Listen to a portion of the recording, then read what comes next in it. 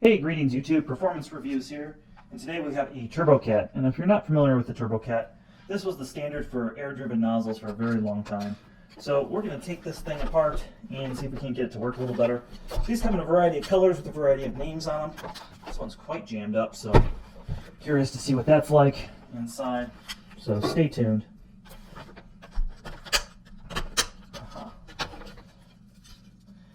And something I always thought was interesting, this always reminded me of like some sort of sanitary turbine knockoff. Anytime I've opened one of these up, it always reminded me of a sanitary or a super convertible, something like that. Even though there's a motor, it has the turbine in the same layout, and it has, you know, the center feed, center belt and all that. Now some of these are geared, some of these are serpentine belts, so just something to keep in mind. And one of the quirks is the bumper is what holds the brush roller down under the base plate.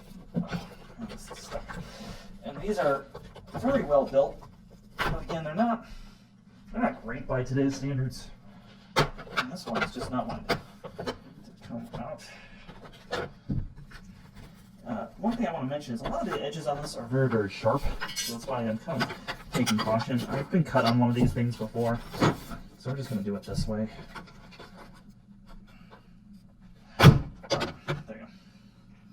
So there is the brush roller, all that. Here is a source. You know what, let's clean this out. Central vacuum right now.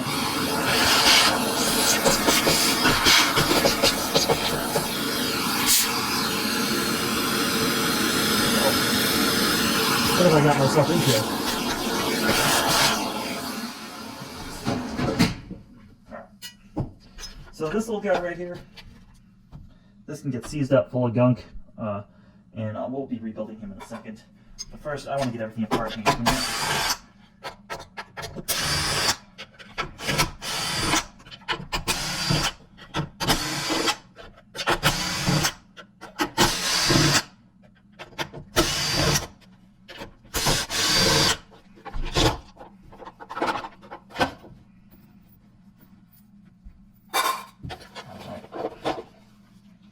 And now you can see especially why I call this thing like a sanitary, because the turbine sits in there like that, and we have some weights of unknown pot metal, and all that comes apart. So cleaning all this out is got to make this thing work better, and perhaps you have one of these that's jammed at home.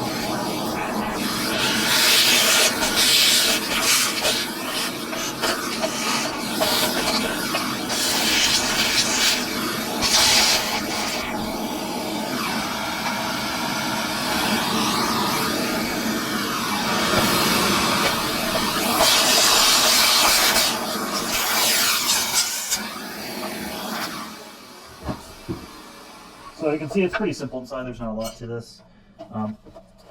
This guy not working very well. That was a cause of concern. I'm going to pull these parts aside. So everything else in here looks alright. See, there's like this little rope gasket thing. Yeah, that can come out. That can be replaced with silicone if needed.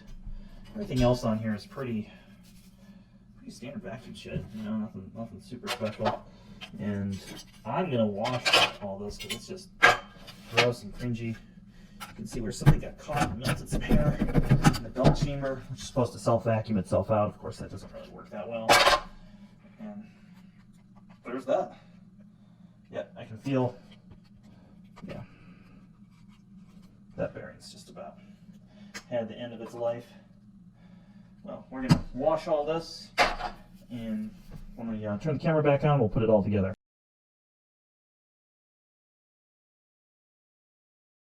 Well, let's put the rest of this TurboCat back together. There's quite a bit of work to do here. You know, I'm sitting here, I'm putting together another machine I washed with this, and I'm trying to figure out where the hell this thing goes. And finally, like, you know, I think that goes to the TurboCat. And I'm like, yeah, it definitely goes to the TurboCat. So that was really funny trying to put that on a Hoover.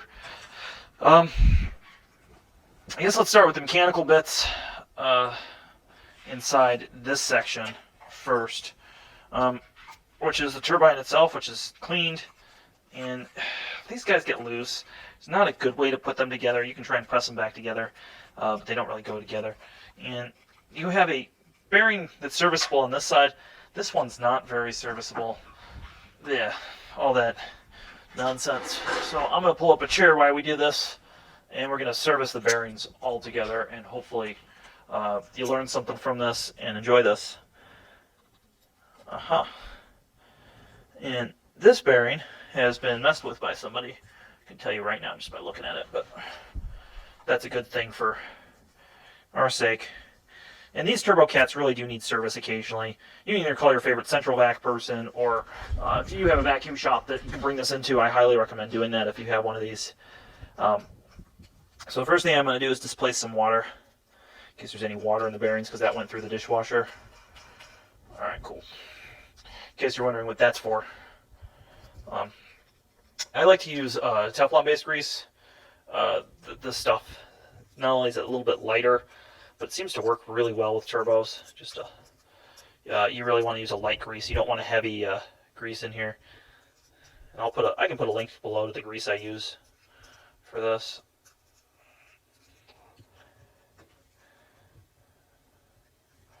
You can always lighten up your grease with a little bit of oil if it's the same, if they're both Teflon based or similar based. Alright, so that'll help that spin now that we've repacked that. Next is this bearing. And let me see if there's a rubber thing on the other side here. There does not appear to be.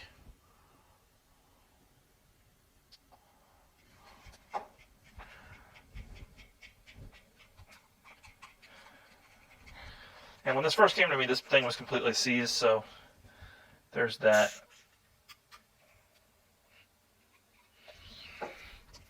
So I'm working the grease and oil in there. Once I've done that, because this is sealed, I'm going to be real hopeful and leave a little bit of grease on top of this bearing and hope some of that one day works itself in. Maybe not, but that's just what I'm going to do with that. The next thing I'm going to do while we're messing around with grease is this damn bearing situation.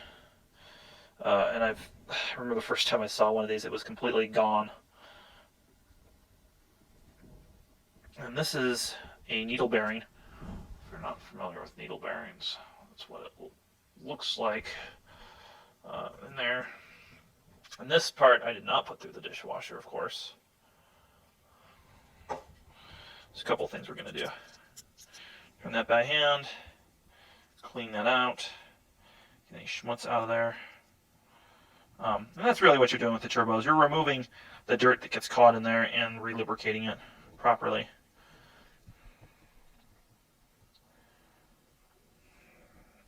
So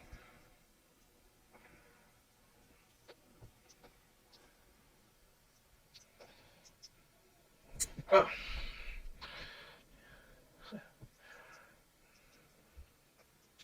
Alright, so that's been excessively lubed.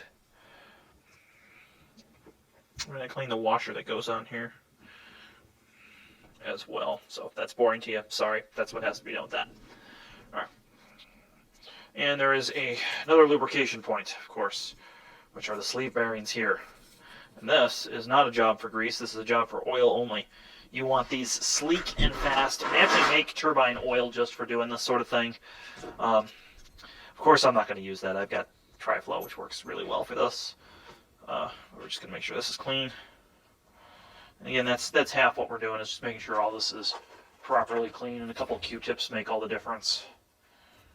Just make sure it's nice and clean. All right. So after all that is there, you want to soak your bearings. And these are porous. They're supposed to be permanently oil impregnated. Just not out here.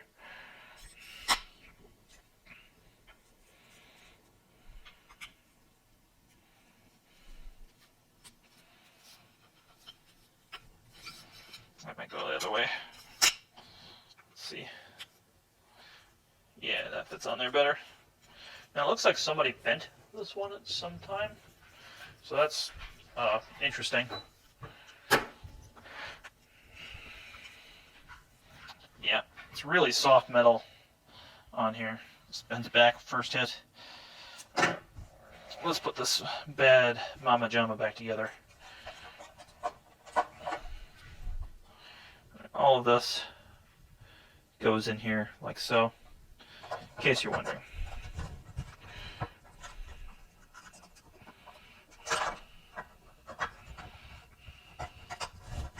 And this thing's under a tremendous amount of spring tension, so keep that in mind if you're messing around with that.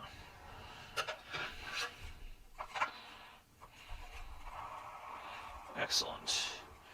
And now I'm looking for that piece of sheet metal. Here we go.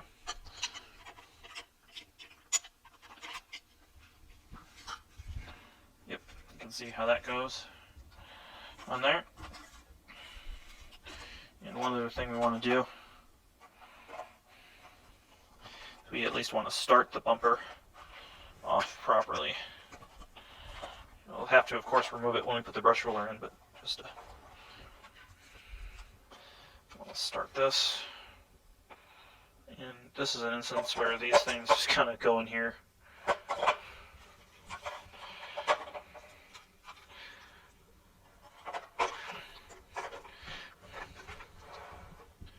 Yeah, that's working nice.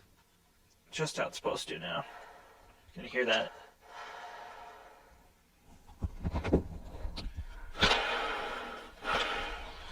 There you go. All right. Let's snap this thing back together.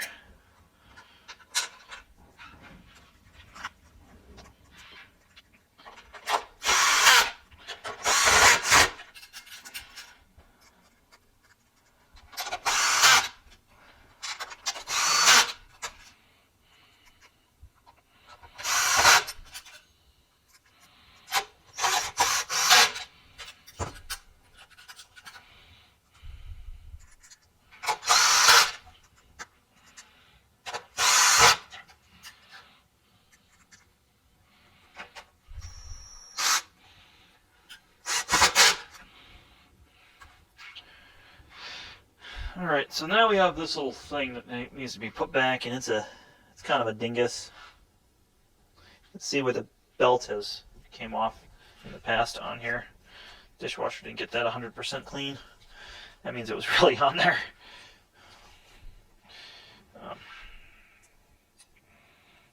So what goes on is that goes on like so. Give you an idea. And the flat end of this, of course, corresponds with the flat end in here. Now here's the part where I'll soap the belt. Again, that just quiets things down, makes things a little nicer. Alright, now there should be some markings on here. I thought this had markings on it to show you which way it goes in. Apparently not. So now comes the part where I was saying, like, you gotta basically pull your bumper back off. I gotta do this in a way that I can see it now. And you're gonna just insert the brush roller. Don't, there we go. The people who complain about the new Miele Turbo have never worked on one of these. Sure everything is right, which it appears to be. See how all that goes. Now there's a very helpful hint molded in here is how to rotate this so that you're not a complete dingus and do it wrong.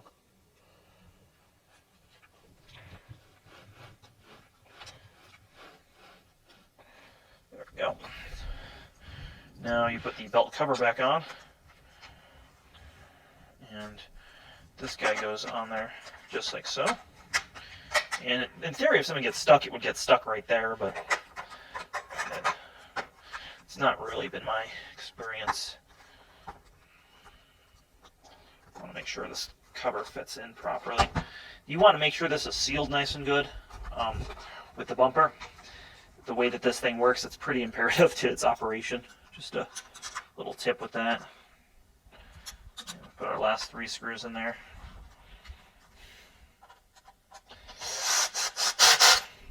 Do the side ones first, and then you can do the center one.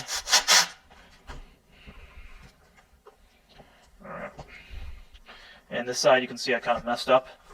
So we're gonna first make sure those are correct and redo the bumper a little bit. Let's make sure that that is on there. There we go.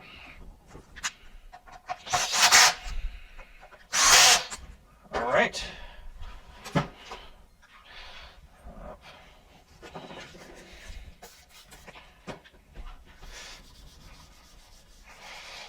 There's all sorts of marks and stuff on here. I'm going to clean it up a little bit. That's looking a lot better than it did. So let's test it now that we have this all back together.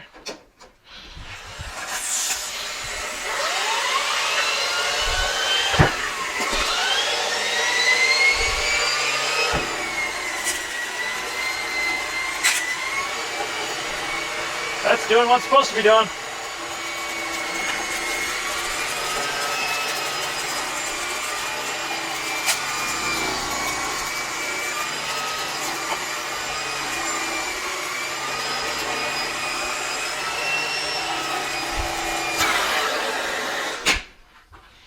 Alright.